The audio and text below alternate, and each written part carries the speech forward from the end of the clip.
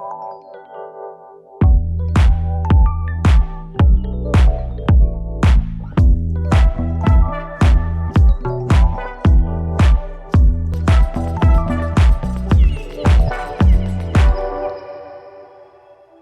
everyone, thank you so much for tuning in. My name is Anthony Maslo of The Boy Who Cried Flowers, and today's video is going to be tablescape design that we've broken up into two parts to give you the full effect. So to get started today, we're going to need a few tools.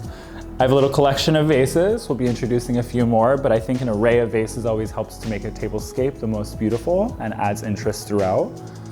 We've got some white floral tape because our vases are white, so we wanted to just match that. We've got some different sized pin frogs. You guys know I love a pin frog. Floral snips, a few different kinds for different types of stems. And we've got some wire cutters so that we can place chicken wire and tape it off inside our vessels, as well as a pin frog inside for added security. So the tablescape we'll be working on today is a very low-seated, intimate dinner table. It's on the shorter side. It measures out at 4 feet. So we're gonna use our workstation today, measure this out. This is just about 3 feet and a quarter.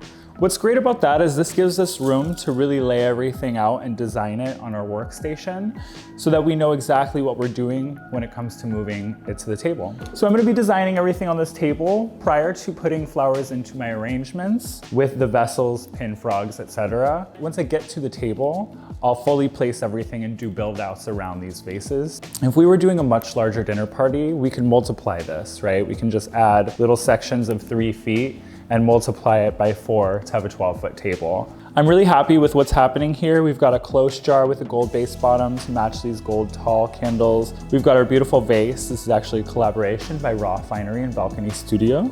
I'm just gonna start building out some of these arrangements. I really want them to be wild. I want them to have high points, low points. I want some pieces to be, very thin and delicate so that you can see through it. I think it's very romantic. I always like to work with my biggest one first, especially if it's centrally located. I'm pulling in some natural salts, pink Himalayan salt to be exact, and I really wanted to add some pink tones into this arrangement for that reason. So I went with these coral charm peonies. I'm also working with Gladiolus today. I know this is something you guys don't see me often working with, but I think it's such a beautiful flower. I do not want to see this green extended in this moment. So I am gonna clip off the very end flowers that grow towards the top so that I have just this filler for basing out the arrangement. I do picture this to have a lot of depth, a lot of highlights, a lot of color movement and color story. So by adding these deeper tones in with these pops of brightness in the center will really help play up that depth. So I'm gonna bring some textures in here, and one of my favorite things to use for texture is explosion grass. It's such a beautiful, airy, delicate piece. And it has these long, beautiful green leaves. I do take away a few of them and just like to have the shape of one leaf help me out. So I'm working on my smaller of the two arrangements that will be placed on the tablescape now. And again, this is just a low dish with some chicken wire taped off.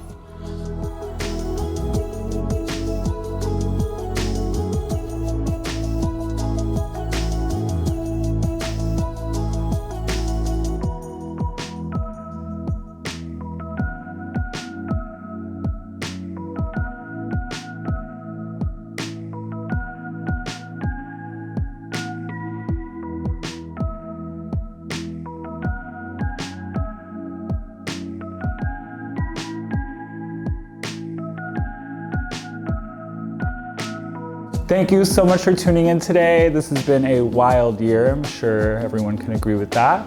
But you guys have made it so fun and pleasurable. We've got a few more videos left for you. Here are the finished products of part 1 of our table design scape video.